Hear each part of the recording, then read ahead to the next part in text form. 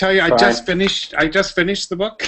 Good. I've been racing to finish it. Well, how does it work? Are people going to ask me questions, or? Yeah, that's what I was trying to explain. Normally, it's a conversation, and we just let the conversation go wherever it goes. Okay. But obviously, there's a closer focus. So yeah, I think people will ask you questions.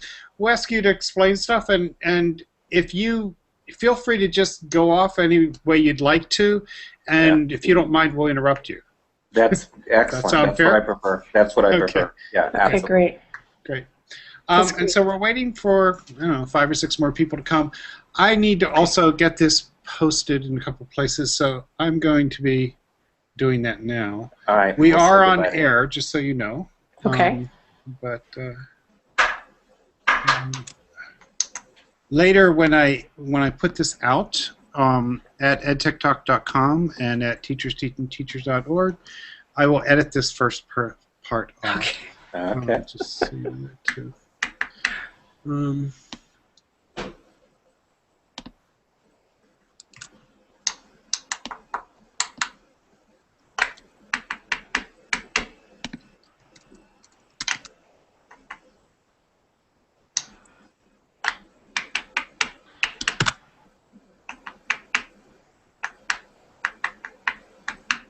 So if you get more invitations, don't pay any attention to that.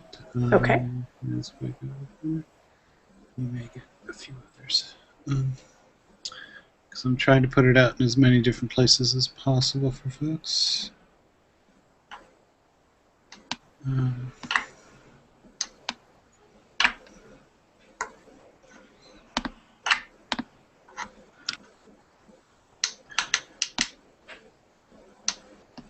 And here, and hopefully that's going to the right place, which is good.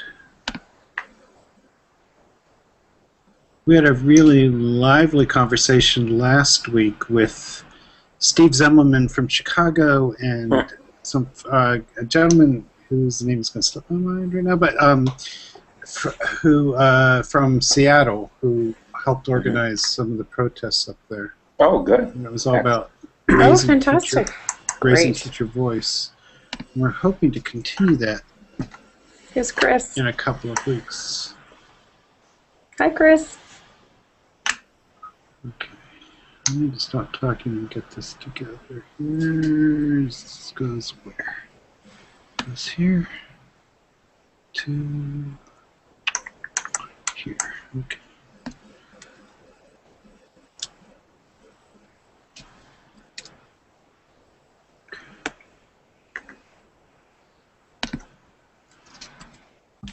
Hello. Hello. Hi, Chris Sloan. I'm Jim G. Nice to meet you. Nice meeting you, Jim. Thanks for joining us. No problem. Did you have a question, Chris? No, I was realizing my microphone was muted. But my question was whether to call him Jim or James, but I think he answered that. Okay. Yeah, Jim. Ooh, that didn't do what I wanted it to do. Oh, I know what I need to do. Okay. So while Paul talks to himself, so Jim, you're at Arizona? Arizona State in Tempe. I actually live in northern Arizona in a place called Sedona, but I work in Tempe. Oh, Sedona, the Red Rock and... That's right, very pretty. Very peaceful for an old man.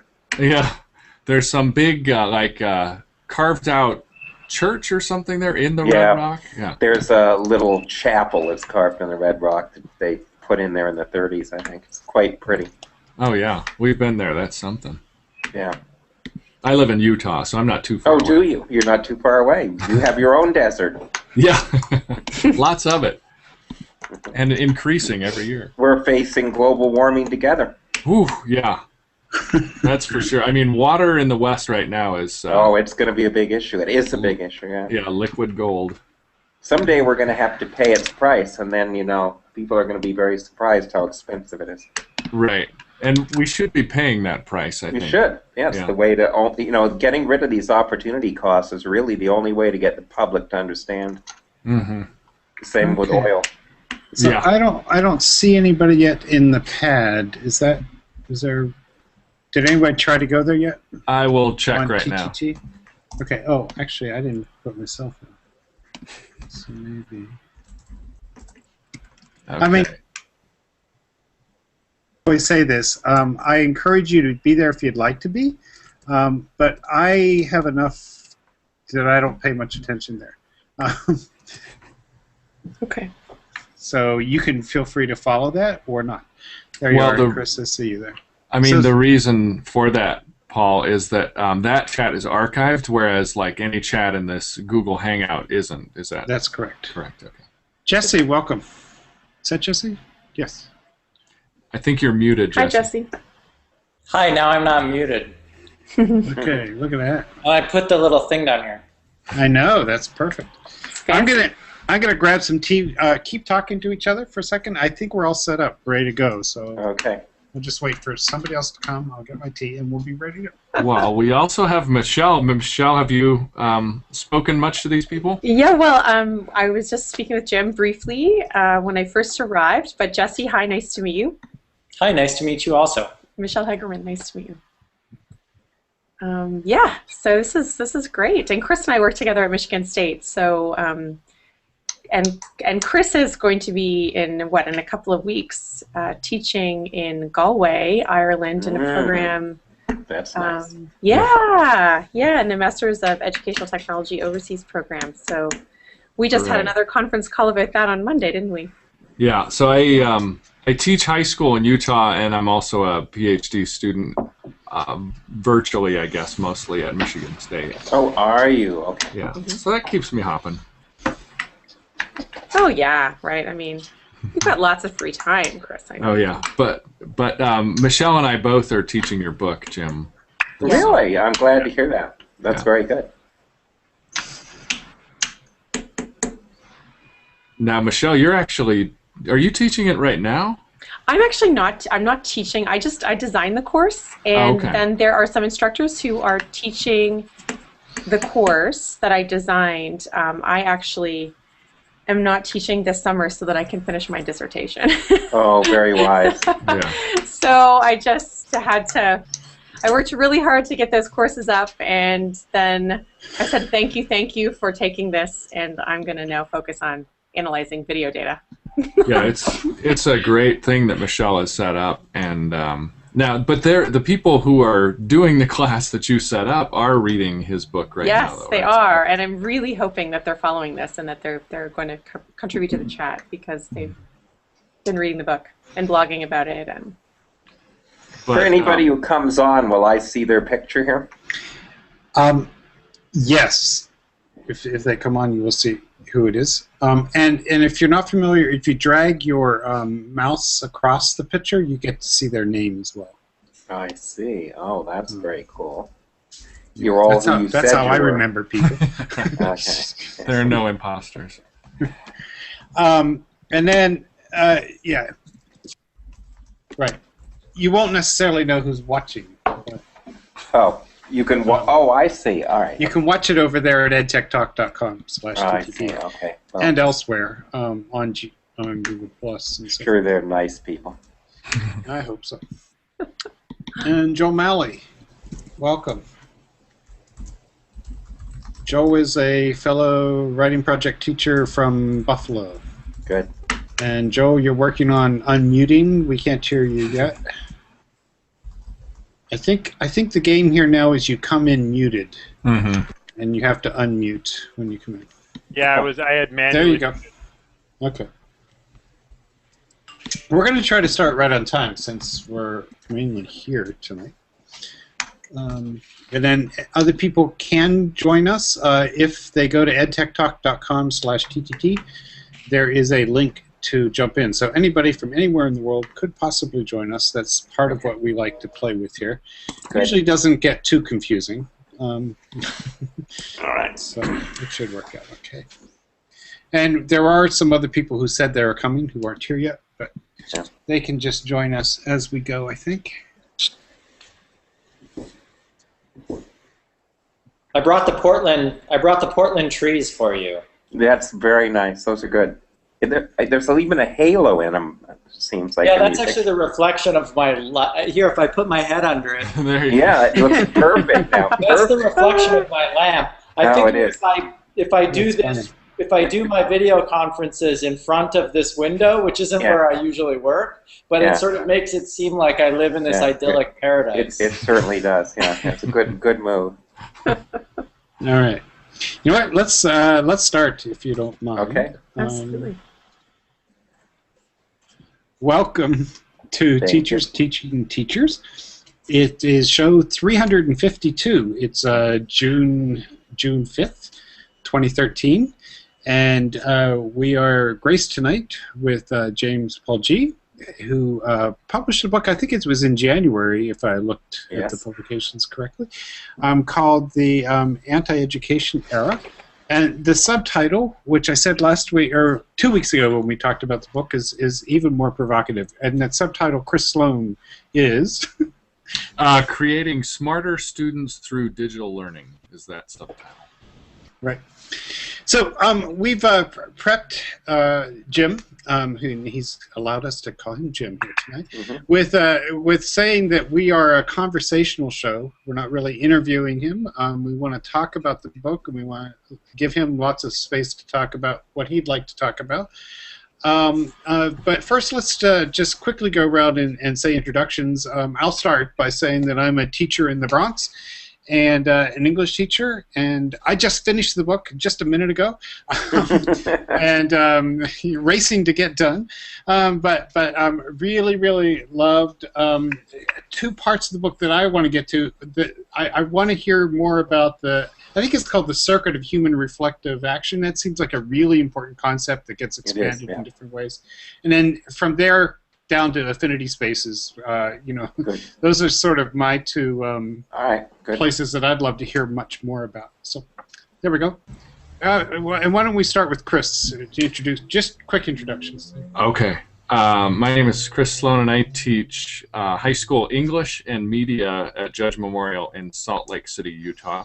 And I would also like to talk about the collective intelligence idea. I realized that wasn't part of my introduction, but I thought I'd float that out there anyway. Great.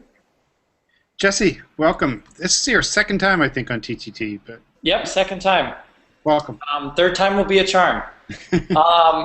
I'm Jesse Stommel, and I'm the director of hybrid pedagogy, which is a digital journal of teaching and technology, and I'm also a college professor in Portland, Oregon. And I teach English, and I teach film. And I actually have the same thing that I was literally reading the book right up until the seconds that this conversation started. And I sort of have some stuff that I highlighted that I may, if the particular passages that I was drawn to seem important to the conversation, I may throw some in. Good. Sounds good. Joel.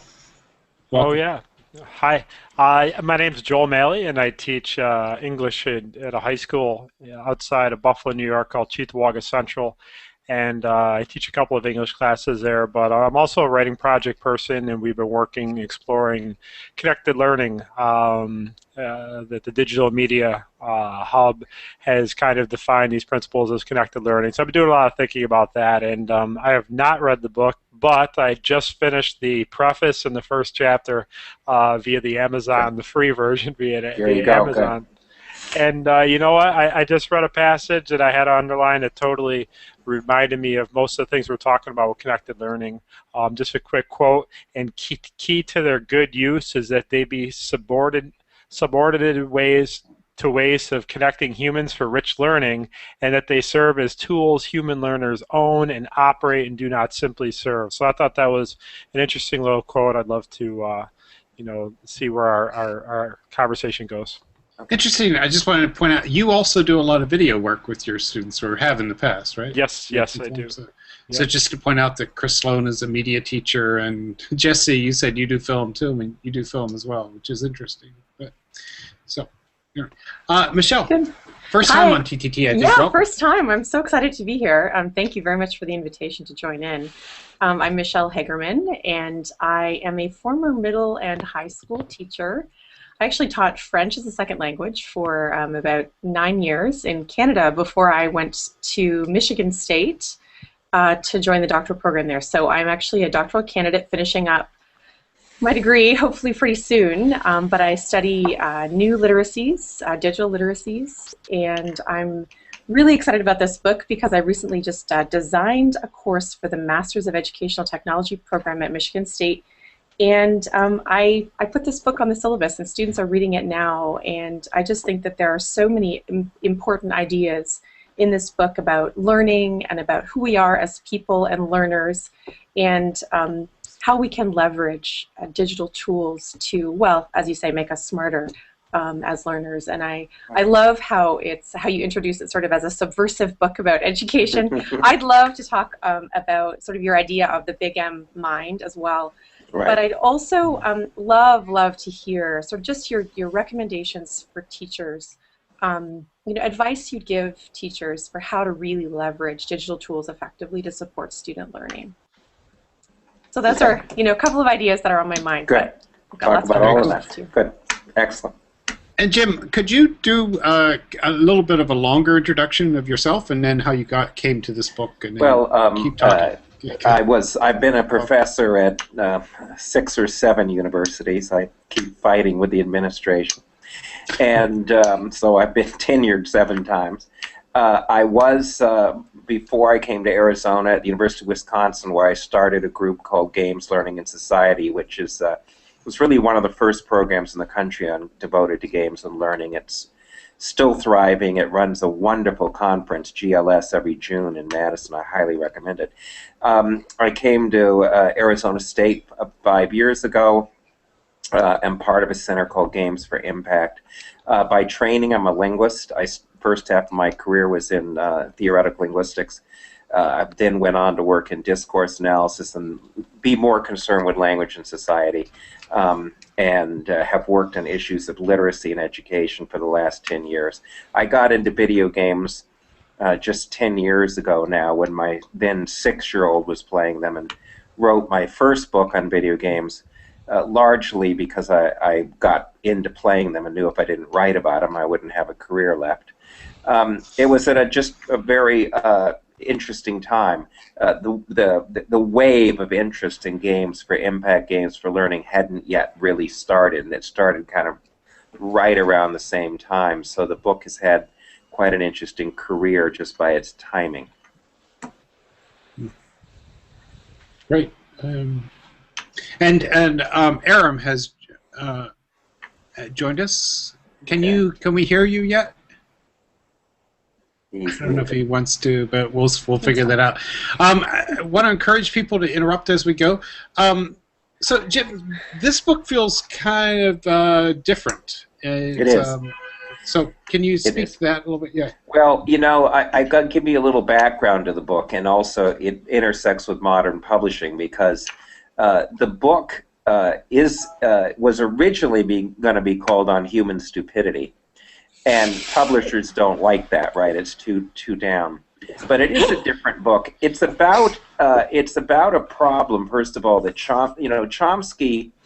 When I worked in linguistics, he was our leader, and he always said there were 2 classes of interesting problems.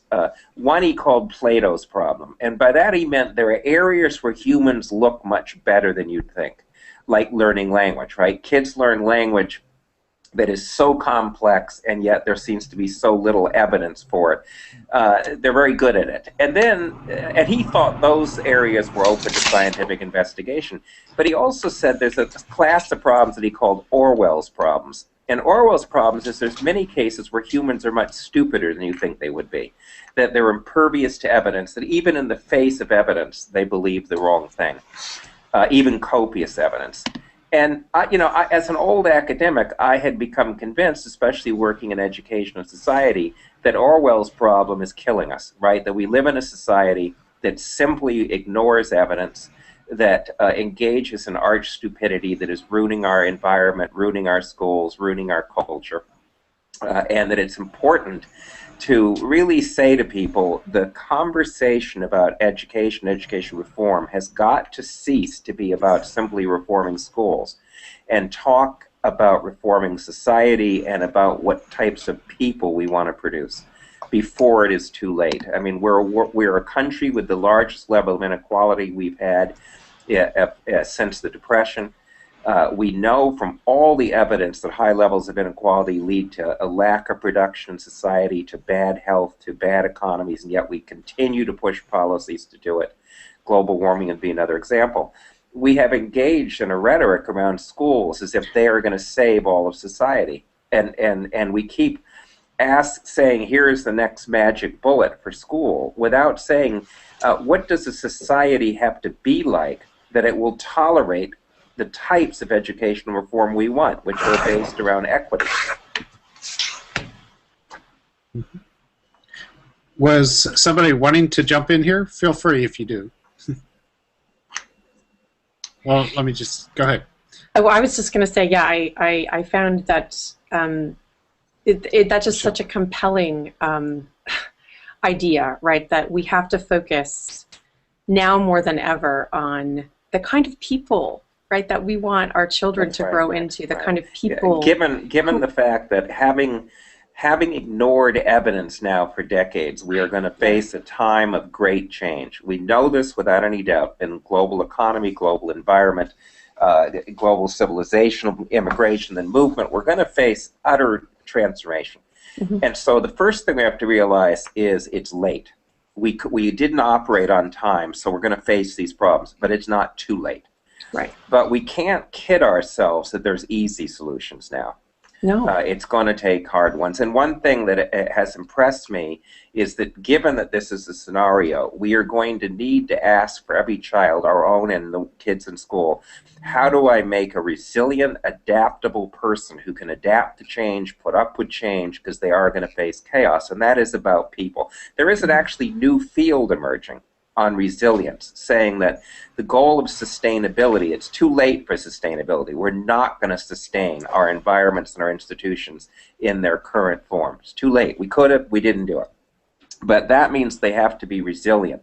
People, families, institutions, schools. And resilient means being able to adapt to change with change, and make a new world. And it requires the sorts of skills that I talk in the last part of the book: collective intelligence, the genuine ability to control technology and not let it control you. All of this seems to me to have deep implications for school. You know, what some of our schools are doing is producing the perfect employees for Walmart, our largest employer, right? People who have basic numeracy, basic literacy, don't get too sullen. You know, by the way, we have not only the highest inequality, but the growth of wages and benefits has gone way down. We've pretty much made most jobs in America bad jobs, right? You can't live on them, you can't get benefits on them. So we already are entering a time of great change.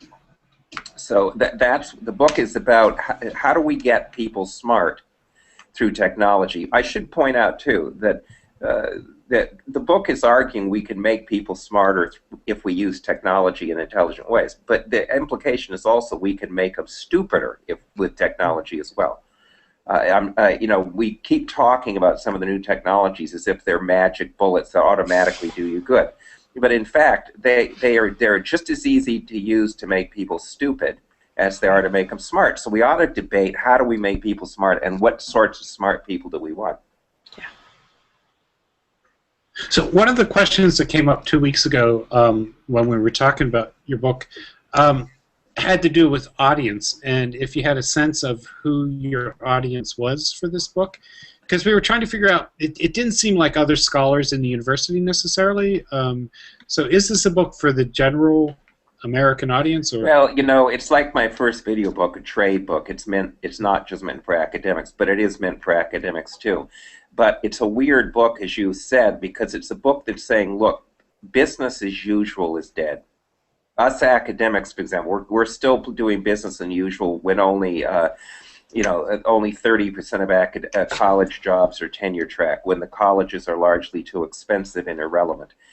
We keep talking about reforming schools based on policies that have manifestly failed. You could be right or left wing, but the data is all showing that the accountability stuff, the way we test and drill, the claim that money doesn't matter to schools has all been shown to be false.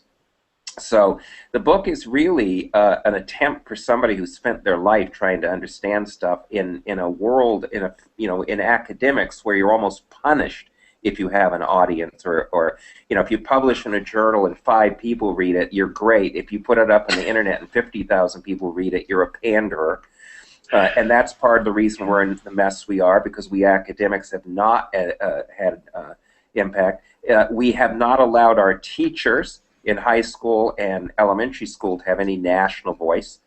They're just supposed to talk about their classrooms, and we carry on a whole decades-long conversation on schools and teachers and that they're accountable for all of our problems, and their voice is never in it.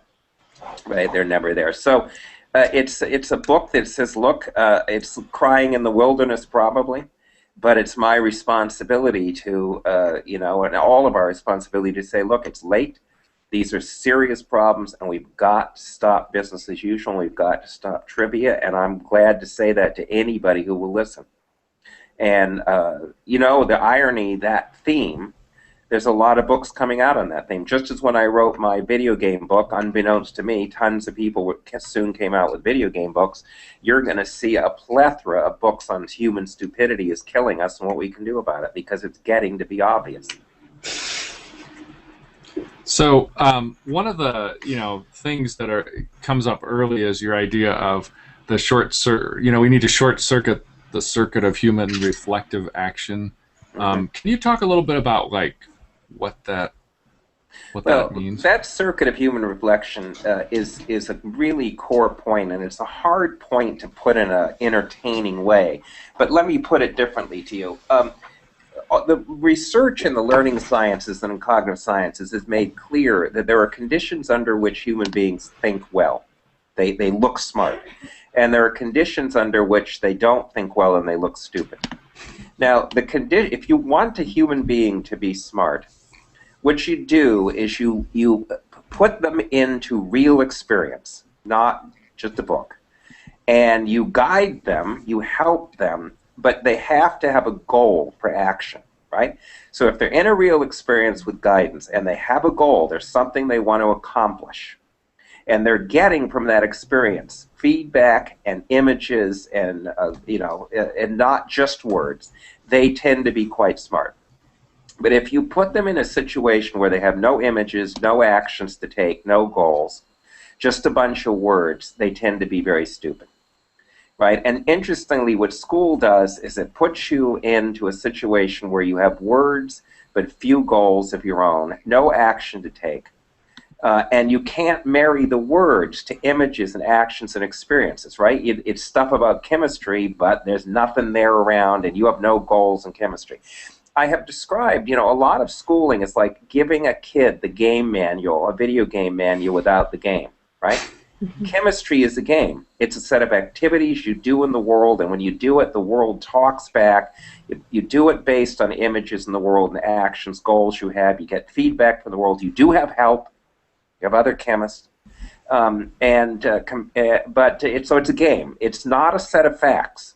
It's a game. You use facts as tools to solve problems, but it's a game with rules, with norms, with conventions, with achievements and everything else. And so what do we do in school? We give you the manual. It's called a chemistry textbook, and you rarely get any of the chemistry, and you certainly don't get much you care about, right, that you have any action to take. So what is this circuit? The circuit is just that humans get a goal and they probe the world. They're asking the world a question. I want to get this goal done. I'm going to try something. I'm going to try something. And then I hold back and say, did it work?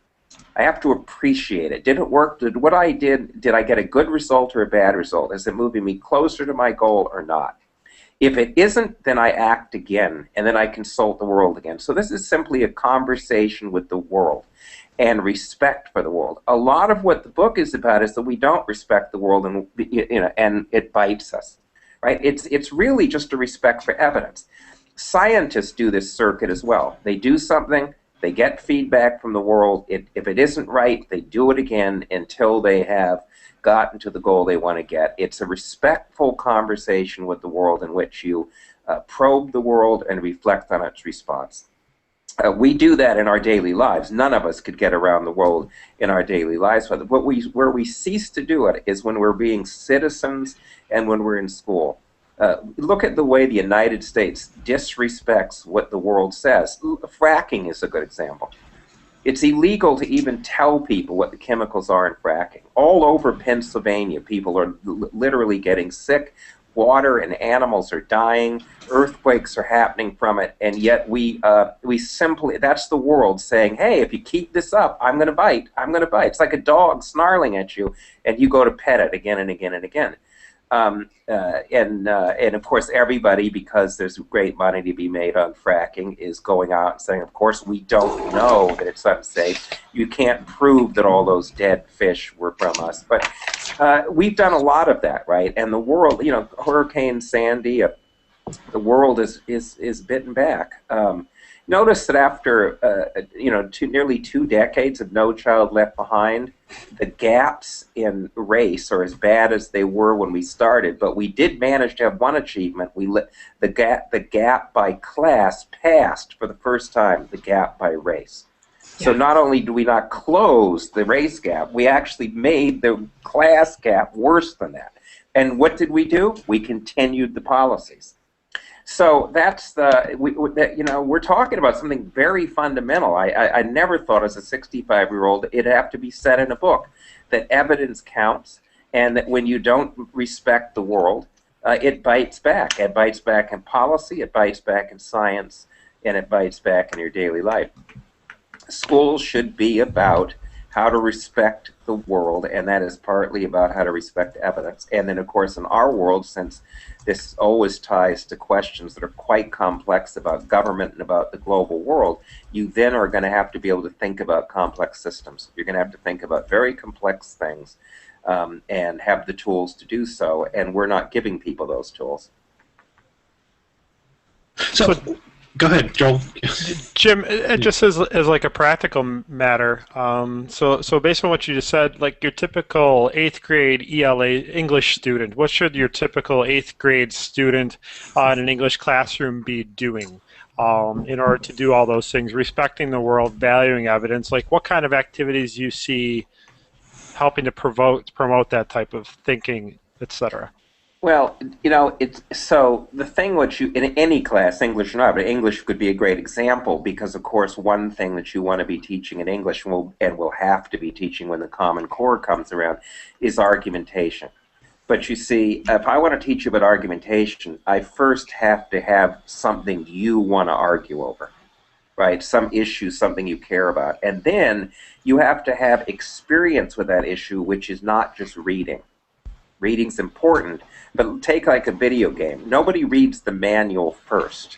They play the game, they get the images and actions in their mind, and then they're driven to read about it to get better and to understand it at a more abstract level. So we're talking about kids having to work on something that they can experience in the world that encourages them to read, that they then get a motivation that they care about, and then you can begin to teach how argumentation works, right, at a deep level. And now you're giving them a 21st century skill, right, because given that we're going to face issues like global warming, the political polarization of America, all this stuff, this understanding how argumentation works, how evidence works, can be crucial.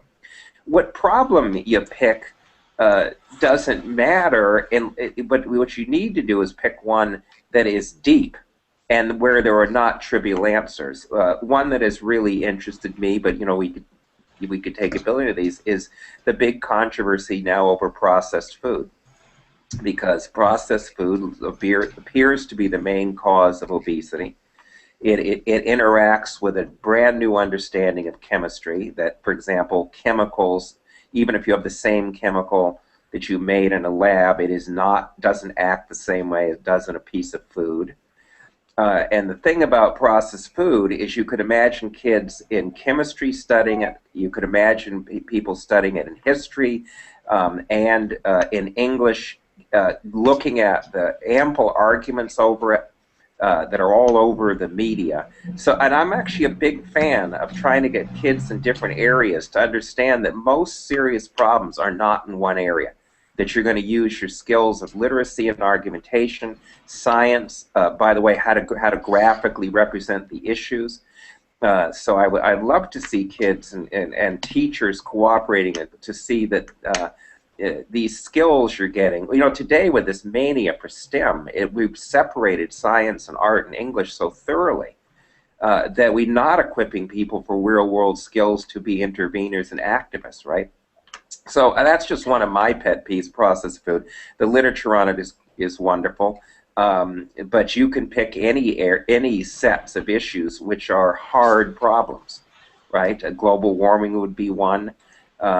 You know, that one would be good. Here's a good one. Why in the hell have the humanities anymore? See, recently the state of Texas had a blue ribbon panel that was supposed to advise the governor on how to make the cost of college lower in Texas, and one of their recommendations is kids should pay extra tuition for any course in the humanities or arts because they're so worthless, right? For getting jobs, it's all about getting jobs. Well, you know, my God, if you're teaching English and people can't answer why that's stupid, but so. By the way, how it could even happen? How it could happen that a blue ribbon commission thinks that the only thing that you're going to college for is to get a job, when 3/5 of the jobs in America are service work and bad jobs, and the biggest employer is Walmart.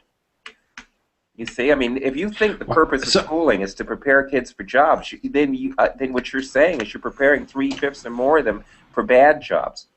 That doesn't sound like a good occupation. And yet the rhetoric that school is all about work now is all pervasive in our political parties, from kindergarten on through college, because it's a way of evading that the vast majority of jobs we're producing are bad jobs, and the former good ones have lost their unions and their benefits and their living wages, right?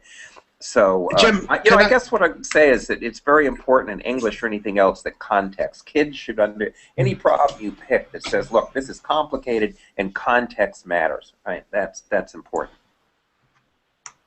That's great. I wanted to ask if, and this would be rewinding a little bit here, but are you suggesting that the English classroom at least be more open to other disciplines being involved there too, or maybe we don't? It's a question I always ask frequently on this show. Like, what is English anymore? Do we need English? Has it changed? Well, because in your description there, English. Jim, you didn't mention literature, and most of my colleagues, when they think of what is my curriculum going to be, organized curriculum around literature still. So. Well, there's two different questions. So first of all, for me, English should not be just about literature. We confront, if you want to confront science or social science or anything in the world as having impact, then that impact is mediated through language and text or argumentation, right? And so the English classroom should be about how do you as a citizen leverage the technical, complex, specialist language of debates in various areas. How do you learn something, get that content, so that you can make it actively something for you to intervene on and write about and understand as a critical reader? That's what it should be. And therefore, there's no reason why you shouldn't teach with an historian or with a scientist. But see, the trouble is the disciplinary people, the scientists, think it has nothing to do with language. On the other hand, we also don't think any things we're teaching should have anything to do with impact in the world, that is, with producing activist citizens. It's part of the problem. We have such a bad world. Now, what about the role of literature? There's a chapter in this book on what I call storied truths. The book talks about how vulnerable human beings are, for various reasons, to believing things that are comfortable but false, right? Has a lot of stuff about mental comfort stories. And life is harsh. You know, we're going to die. We have huge inequality. Many people are struggling. And it's not surprising in the least that they turn to either religion or stories that comfort them, but that also insulate them from having to face the facts of reality. Right? You know, Jim, can I just add to that a little bit? One of the things that I thought in reading through those chapters about comfort stories, is that one of the comfort stories teachers have is teacher lore, like how we were taught, how Exactly. how we think we should be taught. So those are comfort stories for many They teachers. are comfort stories, and there's nothing inherently wrong with them. But what we do in America now is we have a lot of people who either religiously or ideologically, or to sell you stuff, make up comfort stories. If you do this, you'll get rich, or it's all being caused by the brown people, or and so there is a role for what I call storied truths, and that is this: is that the scientist or the social scientist said, "Well, I'm neutral, I'm disinterested, I just write this in academic prose." They can't move people with it.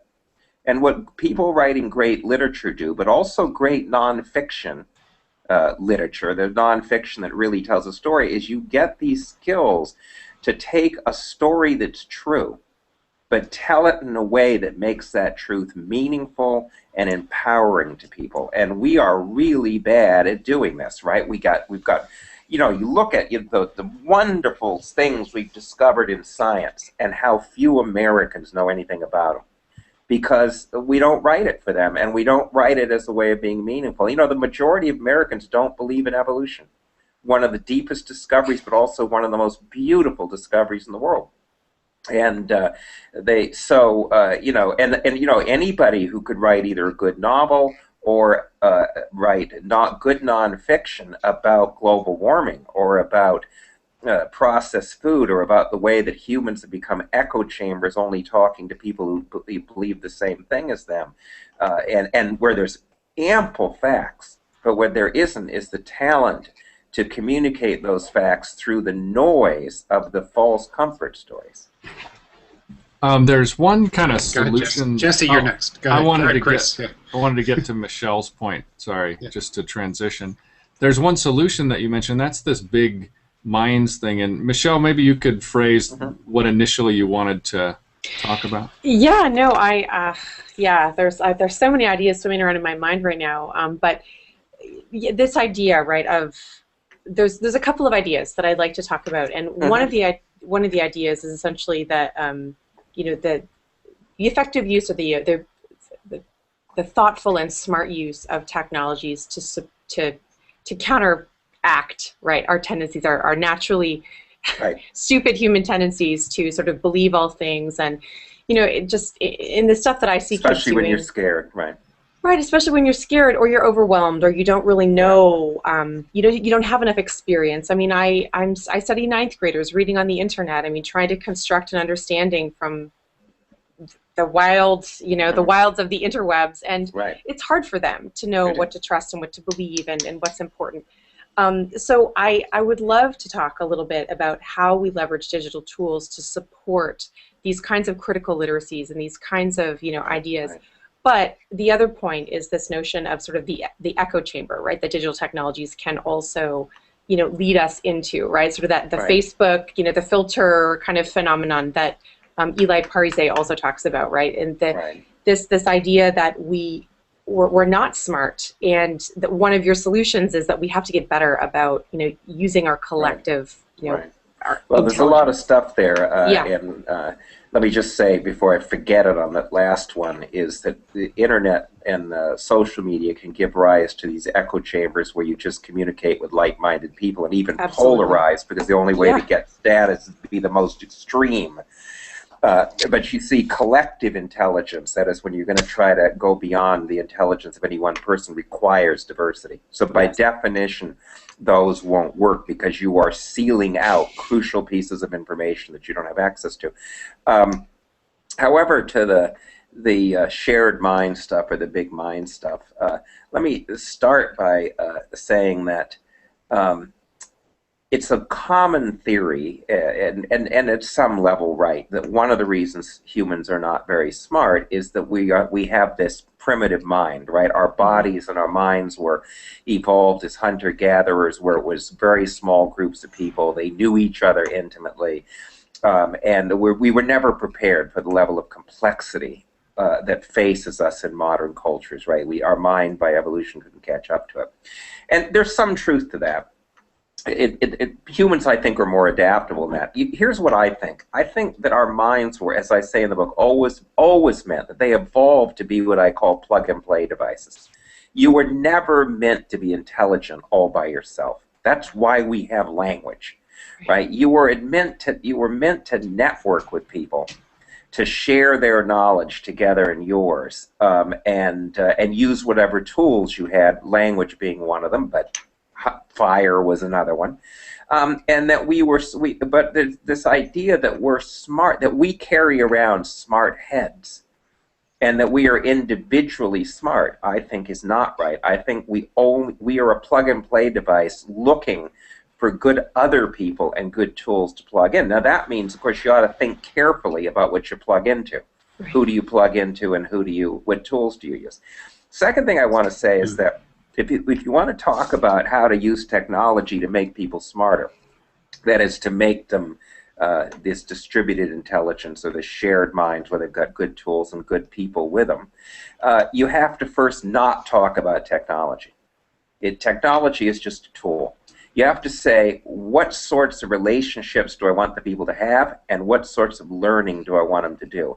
What sorts of problems do I want to get solved? Then you say, of all the technologies available to me, one of which, and the most important of which, is oral language, face-to-face talk, but also books and social media and games and simulations and multimedia, multimodal media, all the technology. Then you say, how do I use the best of those? How do I network them to facilitate this learning that is collaborative and shared? And what I see today, and I do a lot of consulting with game companies and stuff and with digital, everyone says, okay, I got this technology X, I'm going to make it do everything. It'll be the solution to everything. We already did that. That's called the textbook. The worst piece of technology ever made, because it tried to use one thing, namely this book, to do everything. We don't want to repeat that by saying, okay, now let's use games to do everything. So, it's the interesting thing, don't start with technology, start with the learning and the problem solving. Then you have to say, what resource is that? What makes these people smarter together than they are separately? And that's what a teacher is doing. You're leading, you're resourcing, you're mentoring. And you want to be agnostic towards tools, and you want to realize that face-to-face communication has still got a crucial role. Books, for example, lectures still have a crucial role, but on demand. That is, when the people need them and want them. We don't want to be liberal or conservative about this. We want to say, it's like if you had a team, what's the best resources I can give this team? And today, learning how to get into a network where you're respecting the tools you have and the people you have. You have tools and people both. And by the way, respecting the world you're in, so that we see the world as one of our tools, one of the things that has to be respected, that we want to network with to leverage in the proper way, is crucial. And it's hard in school because collaboration is often viewed as cheating. And we still ban calculators in some math classes, right? So the idea is really to begin to get people to. I often use the example of Alan Greenspan. He's our 20th century notion of an expert. You get a degree, it's in one thing called economics, and therefore you know all you need to know. And you see every problem as an economics problem. Well, he helped bring on the 2008 recession, and then he went to Congress and said, boy, nothing in my 40 years in economics ever told me this would happen. I never saw it coming. And the reason is that problems today are all based in complex systems in which, if you are a traditional expert, that is, you know a lot about one thing, but you really don't know what you don't know, you are a danger now. You are a danger. Modern science, modern policy is done by people using collective intelligence, looking for different pieces of information for the people who may know something you don't know, respecting profoundly what you don't know, and realizing no serious problem is solvable by one discipline. So I view Alan as the symbol of the last expert. They were the people who screwed us. Now, I will say, if you follow, and I think it's crucial, the maker movement, the fab movement, kids today, and everybody, kids and adults, can produce and make stuff and can get together in what I've called those affinity spaces and learn to the point of expertise where they are competing with experts with credentials and they don't need the credentials. We are, ironically, as our notion of the 20th century expert, the Alan Greenspans, die, we are creating a whole notion of expertise not tied to certificates, but tied to your ability to network with other people, to solicit difference and solve problems. Jesse, I wanted to give you a chance to get your question in there. Yeah, now I've sort of moved on to other places in my brain, but I'm thinking now about this notion of the expert and thinking that what you're proposing replaces the expert is your ability to make connections between people. It also seems tools. So we have to. I mean, if you've ever, I'm a big fan of Bruno Latour. I don't know if you guys have read him, but his work is really about the way in which when you solve problems, you are using the world and other people, and they are using you. It's like a dance. You have to respect, for example, the world. You can't cook with shellfish and not respect the shellfish, or you'll poison yourself. You have to look at the affordances of the world and of your tools. So when I say talk about a big M mind or collective intelligence or synchronized intelligence, I'm talking about people who can network with each other but with their tools, and where the unit that is actually performing is that network. And therefore, and where you have to respect the tool as a participant. It can't. See, this is another thing. If you're going to use games or you're going to use simulation, social media, augmented reality, it can't do everything. It does some things well and some things poorly. So you have to say, I got to respect the affordances of this tool, just as I have to respect the affordances of you as a human being. You're good at some things and bad at others, and we're trying to get us all to supplement our weaknesses with tools and with other people. Any follow-up, Jesse? Good. If there's any World of Warcraft players, I don't know, do you guys play World of Warcraft? I don't. Yes, I do play World of Warcraft. Yeah, well, I mean, if you look at a hunting party, a 5-person party going into a dungeon, it's a perfect example. You know, you don't bring in 5 priests. You bring in 5 people, each of whom are really skilled at a different thing, but know how to respect each other's skills and know how to integrate with them. And they come in with what's called mods, or these tools like damage meters, and they then get to be very smart together. And well, I think some of the interesting. Some of the most successful people in the World of Warcraft are actually the people who can move effortlessly between roles, and who can, at the drop of a hat, a person is missing in your party, another person can flexibly move from one role to another, and so we're actually moving away from the expert and more towards the bricoleur or the generalist being the person absolutely. In that type of intelligence, if the team loses something, that the rest of the team has to adapt. The interesting thing is, if you're in one of those dungeons, you do have to be good at your character. If you switch from somebody who's tanking to play a priest, you've got to really be good. But you see, the reason people have alts and can switch is they have, even as they're playing any one character, they have to be very understanding of the skills the other ones have. And one of the best ways to do that is try them out. I mean, when I was at one time switching to be a priest, the people who really taught me were people who weren't playing priests during that dungeon, but had alts as priests and really understood it and could mentor me and help me to do it. So you're absolutely right that it is knowledge. You have to be good at what you're at, but you have to understand what the other people do and even be able to step into their shoes. You know, in workplaces, high-tech workplaces, they call these cross-functional teams. They demand them. They are the way we work at the cutting edge of technology, and they're the way we play. Ironically, they're not the way we do school. One thing that's true about tools is that tools are so rapidly changing that you become an expert in one tool and that tool immediately changes. So there's actually a way in which, how would you respond to the notion that being an expert in a particular tool is actually closing down your ability to be flexible and adaptable to whatever the next tool is. I think you're dead right. I think that, again, people have, that's why the book has got a lot about you better be a producer, not a consumer, and you better have kind of a meta awareness about what you're doing. You better be a maker, because I think more than being an expert in a tool, you have to be a tool maker. So again, I'll use the World of Warcraft example.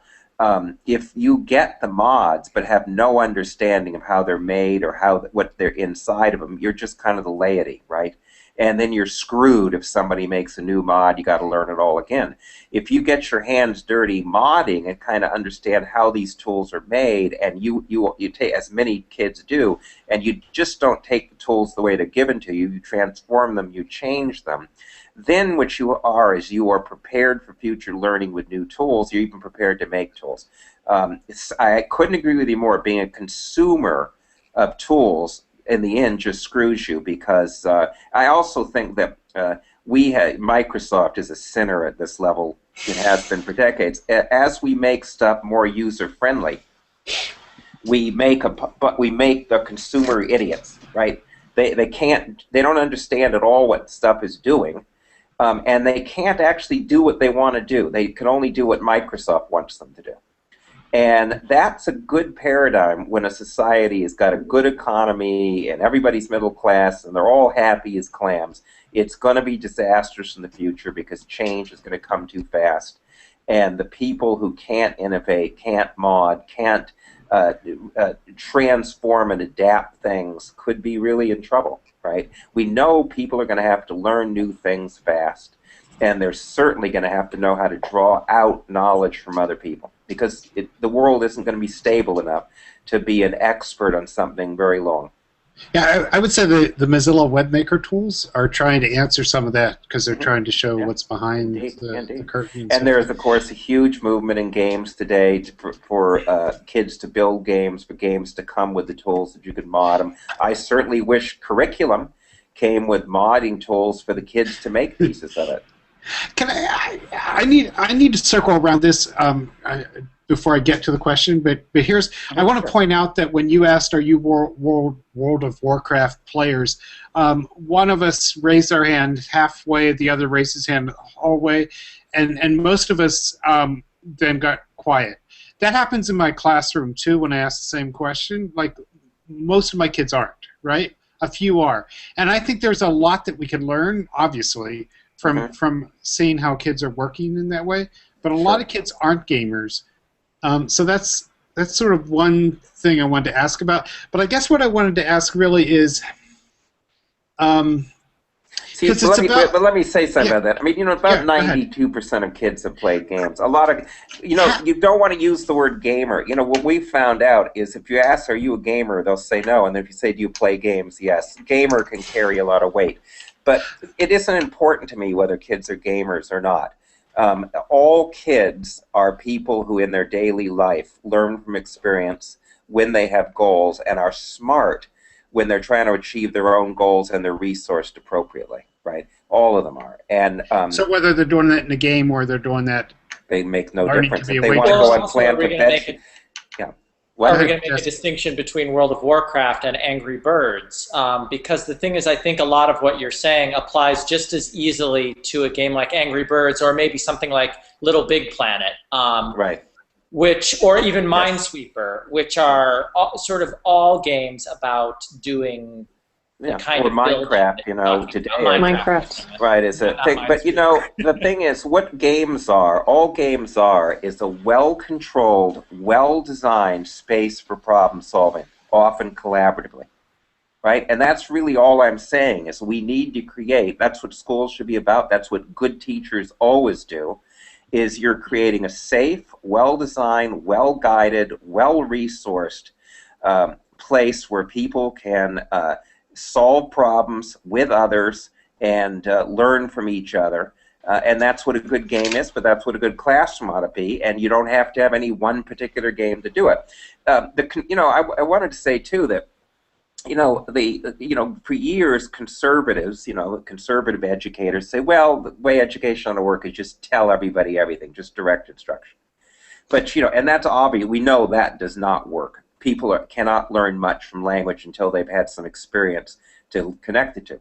But you know, the liberals often say, oh, kids are just so smart, just turn them loose on problems in the world and let them work on them and they'll learn. Well, no, because in fact they're way too creative for that. They hit on the wrong solutions that are creative but don't work again. You know, we know that what you have to do is have people doing problem solving in well-mentored, well-resourced, well-instructed areas. For example, it is absolutely crucial in a problem-solving space that kids work on, the first problems they work on are highly generative for hypotheses and solutions that will work later on, right? That will send them down a good path and not a garden path. Now, if you look at games, that's what they call level design. No one starts the game with the hardest level. The first levels are there to say, look, get a feel for the shape of these problems. Get practice at stuff you're going to have to use a lot. Let's explore the types of hypotheses that might be the best ones to be drawing. And then as you get better and better and well practiced, each level gets harder. So this is neither conservative nor liberal pedagogy. And it's certainly not pedagogy with no teacher. We have a lot of people who want to use artificial agents, artificial tutors, and games to get rid of teachers. But you know, a good game has a teacher. It's called the game design. It's very, very well designed for learning. And the other thing is games almost always have affinity spaces next to them where the players are actively teaching each other and resourcing each other. Monica, I wanted to give you a chance to get your voice in here a little bit. Monica Hardy, do you have a thought or a question that you'd like to pose? Or? Like you guys, several. So I'm open to if someone else has something burning. I don't want to. Okay. Well, could we talk more about affinity spaces? I think that'd be a good way to go.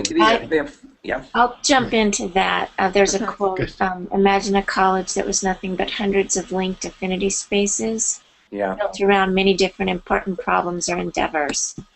And that's very resonating because that's what we're trying to do as a city. The city is the school with that design. So there's your lead into affinity space. That's It seems like that requires us to break down notions of sort of conventional notions of courses and absolutely to rethink what's the center of. It's not about connecting courses; it's about connecting people. Right. You know, our colleges are based, and so our high schools, they're based on Carnegie units, right? They're based on everybody learning the same thing at the same time for the same amount of time. That's today dead and ridiculous, but almost impossible to kill off. Who cares whether it took... Jim, yes, it's dead intellectually, but it is the way we run school still, right? Right, that's what I meant by it's almost impossible to kill off. It's like a zombie that won't die. Who cares? Let's say a guy learned algebra in 6 weeks, and it took me 6 months. But then I win the Nobel Prize. I mean, who cares? So an affinity space is about the idea that people join something together because they have a shared passion. Maybe they start with only an interest, but they know that there's people there that have a passion and you're supposed to respect it. The passion's an attractor. They're there and they develop common ways to solve problems in this passion, and they're there not for race, class, or gender, not for age, not for experts versus newbies. They're there because of that. Furthermore, they can contribute a little or a lot. They can go in once, they can go in 1,000 times. So it's not age graded at its best. And see, think about this. If you were to do that in a school, I have a colleague who teaches the Italian Renaissance, and he's always bemoaning it's hard to get a lot of students to take the Italian Renaissance. Well, if you played Assassin's Creed, that game completely creates the Italian Renaissance in every space, person, and building. So imagine we create a world for anybody who's interested in living in the Renaissance, right? Just come in. And you're going to, there's some stuff you've got to get and learn and do for your grade. And when you learn or do it, you get the grade. And it could be a year or a week. On the other hand, once you get your grade, you don't have to leave. You could stay there. You could be building parts of the Renaissance. You could be creating parts of the curriculum for other people. See, now you got your school, the school site there, that your alumni guy is there 10 years, right? Loyalty. But furthermore, pretty soon you, as the person who seeded that world, the world has been completely constructed, and lots of its curriculum by its users. Some of them old, some of them experts, some of them newbies. So pretty soon it has a life of its own, right? And you go to a college and say, well, we can't do that because we wouldn't know how to charge tuition, or where's the Carnegie units? Well, you see, that's an example of human stupidity. And if you look at, there's a book I wrote with my wife called Women as Gamers, and it looks at a lot of affinity spaces where in particular, mainly women and girls, are building and designing stuff for The Sims, the best-selling game in the world. And you see people learning and getting to levels of expertise that are mind-blowing. And you don't see any of the features of our typical schools. There's no time limits. Newbies and experts are together. There's no age. There's 12-year-olds and 60-year-olds. People are doing what sometimes they're leading, sometimes they're following, sometimes they mentor, sometimes they get mentored. It is resourced with ample tools for learning that you can choose how to use, and people will mentor you on how to use them. If you want a lecture, you can get it. And different affinity spaces have different norms too. So we contrast two of them there, where one is a tough love space, right? They really enforce the rules, and you better be good or not. And another one is a more nurturing one. Both of them produce very high levels of knowledge. You choose the norm structure you want. And you do that. Now, affinity spaces can be bad or good, but the point is that they have features that we know are allowing even 12-year-olds to get expert enough to be educating the 60-year-olds. Although there's plenty of 60-year-olds educating the 12-year-olds. So to me, you've just described a city. Mm-hmm. And that's yes. Well, not an American city, not much American cities as we have now, because we've destroyed our public spaces. But I couldn't agree with you more. I'd love to see our idea. I think the old idea of a public sphere was an affinity space in real space. Absolutely. I've never thought about it, but I think that's exactly right. And there is one of our biggest problems today is the way in which Americans have torn apart any public space or public sphere. When I travel around the world, there is no country I've been in where the word public is a dirty word, except in America. If you say to an American, public park, public bathroom, Department of Motor Vehicles, anything that's public, it has a tinge of lowness and dirtiness, which you don't see in other countries. And we also know tons of Americans go right by the urban center. So, yeah, I agree with you. I think that it's a key goal to rehabilitate the public, so we're not just segregating ourselves, and public spaces in the public sphere. And I never thought of the connection, but I think that's a good one. It should be as powerful as an affinity space, right? So I'm doing a link for you. That's what we're working on. So good. I'd love to see it. A look at it. Great. Can I just I'm not literal enough, but I think sometimes I'm not the only one. When you talk about affinity spaces in the abstract, right? I kind of get it in the abstract, but then when the example comes from Sims, and you just did that again. I don't think you're saying, okay, now we should do Sims in the classroom necessarily. No, I'm saying that right? your class. See, here's an interesting thing, and people have asked it. Ideally, see, look, the class. If your classroom was an affinity space, first of all, it wouldn't matter what your race, class, gender was, because everybody's there for the passion. They're there because of common interest or passion. They can use their other identities, like the race, class, and gender, strategically for bringing in knowledge, but they're not forced to be seen in that identity alone. It is not age graded. People can become experts in one thing and teach others, and vice versa. It's got porous leadership, and it's based on doing stuff, not producing and not just consuming.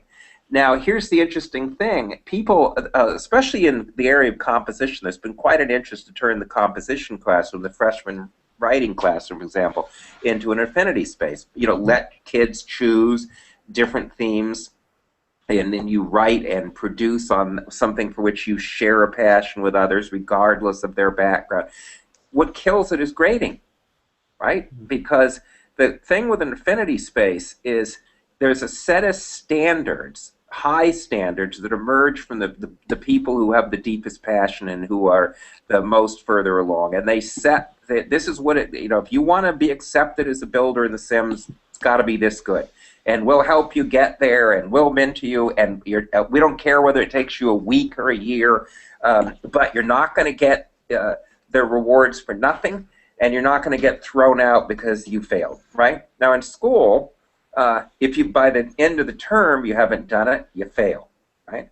And the grade is given to you by a teacher, not by the internal standards of the group. So if you look at good fan fiction writing sites, the best fan fiction writing sites hold extremely high standards for the writing, but they help people reach them if they want to, and they don't give you a grade based on something exterior to what the group is about. So again, we're caught up with the Carnegie unit and having to give an A or a B or a C in some time limit.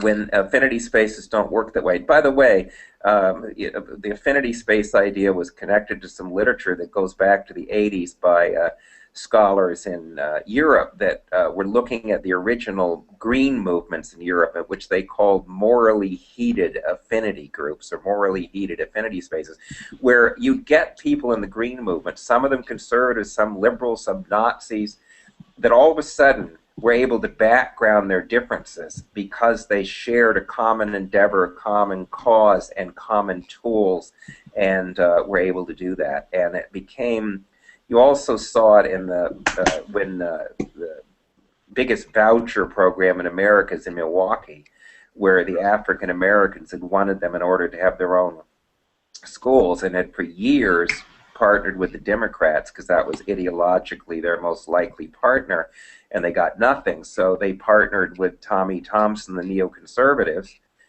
who wanted vouchers for very different reasons, and they all got together with a passion and got that done, and then they're in different affinity spaces now fighting each other. So it's a way to say, look, I could share a lot with you in one area, and we can get together and on the same page. That doesn't mean that I have to share everything with you. I don't always have to ask whether you're a Republican or a Democrat, whether you're a feminist or not. If I have a common cause here, we can take on identities that are in that shared cause. And see, if we don't do that in the modern world, if we keep waiting around for all the people that we agree with to get the solutions, we're in trouble, right? Because we're so polarized now that we don't know how to go across ideological differences to do pragmatic stuff. And yet people do on these kids in affinity spaces and the adults in affinity spaces, they do know how to do that. They don't ask you on an affinity space, or like Fold It, where they fold proteins. They don't ask you, are you a Republican or you a Democrat? Do you believe in abortion or not? We'll fight those battles someplace else. We don't have to fight them in every space. We've got to have some spaces where we actually solve a problem. Jim, one of the affinities that I share with you from reading your book is bird watching. Good. Recently, great. so Yeah, great. I just wanted to say, when we're out watching birds, politics. Yeah, you're not asking whether you're, but the bird watching is a good thing too. I'm sure you know this if you're a bird watcher. The people who are really expert bird watchers, which is not me, are very open and generous in sharing their knowledge, as long as you don't pretend to be what you aren't. Right. In other words, you start saying, "Well, that dodo I saw back there was spectacular." But it's an interesting thing. They expect you to share a passion for birds, and they create very high norms, but they're open to anybody meeting them. That's right. And age doesn't matter. Thing is really interesting. Right. Yeah. But as an affinity space, you can get a lot out of it without wanting to be an expert. Right. As long as you respect the passion. Can't say, I think people who really know how to identify the birds are idiots. You have to acknowledge, but as long as you say, well, I really enjoy seeing the birds and I enjoy learning, nobody's saying to you, you can't be here because you're not as good as Sibley or somebody. See? The role of failure is very different too. I mean, school's a winner-take-all thing. Whoever gets the highest grades, the best. Everybody else is some flavor of loser, and that isn't true in bird watching.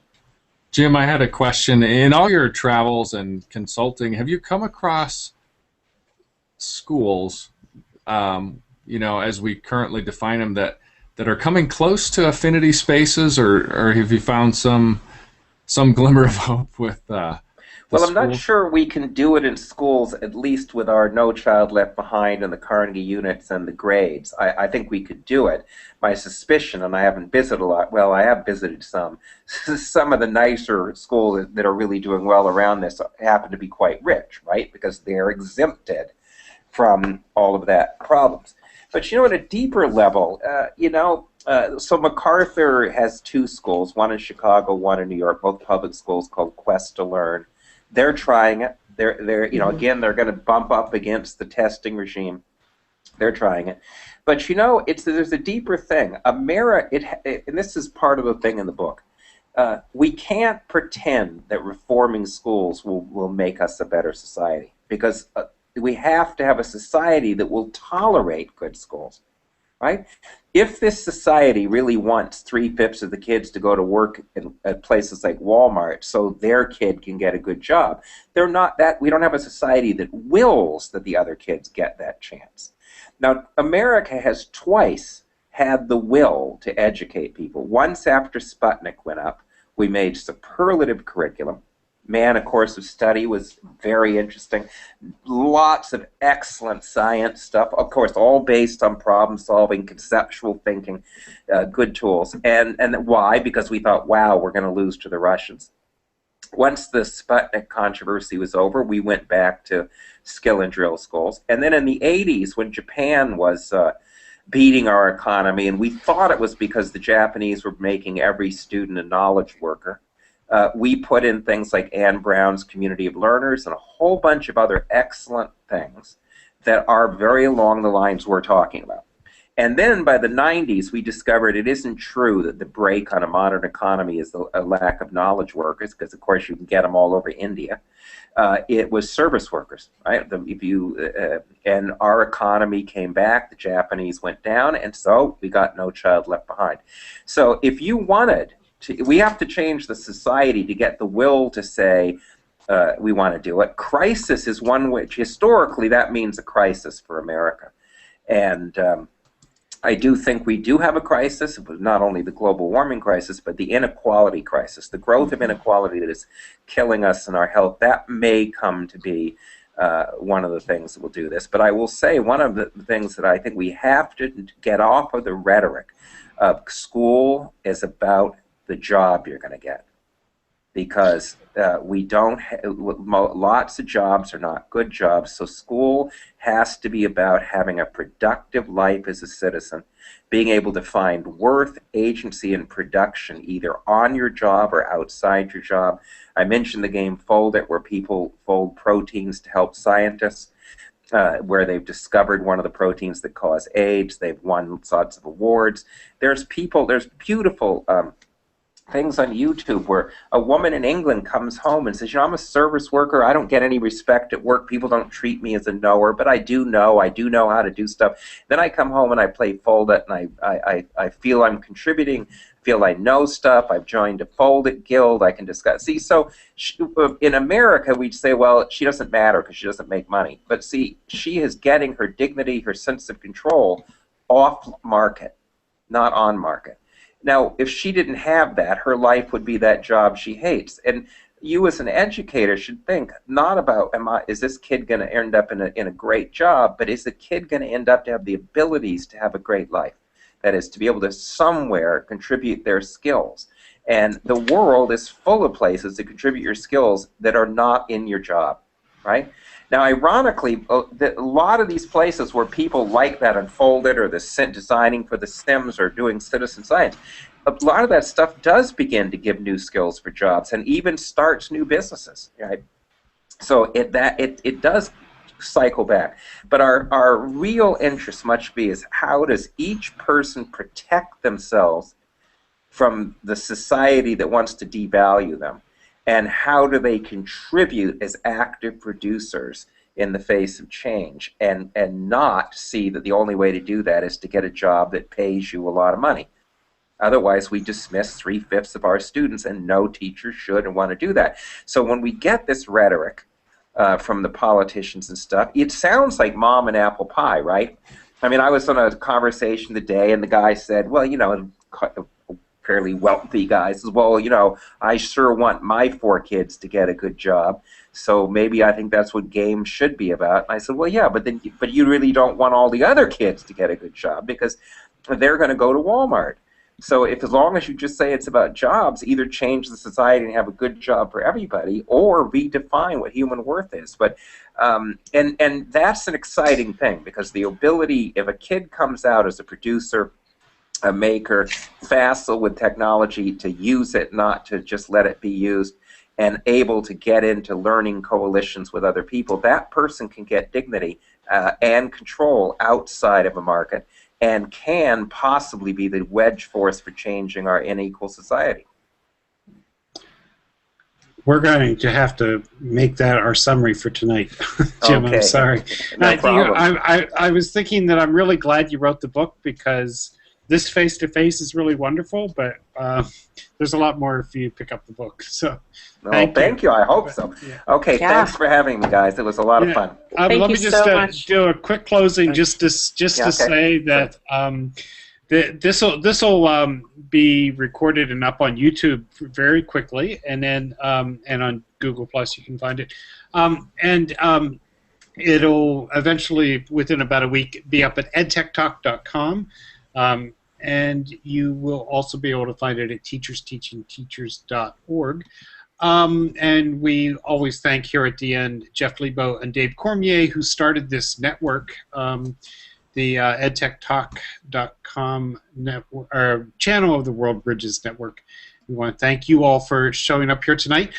Next week we're going to be talking to some folks from gurulearning.org, and the week after that we're going to pick up the conversation about raising teacher voice again, and I think it really fits well with this notion of storied truths, maybe storied possibilities too. Yes, great. But, yeah. So come back any Wednesday, and thank you all for coming tonight, and we'll see you again. Thanks. Thank you so much. Thank you so much, Jim. Bye. Thank you. That was great. Good night.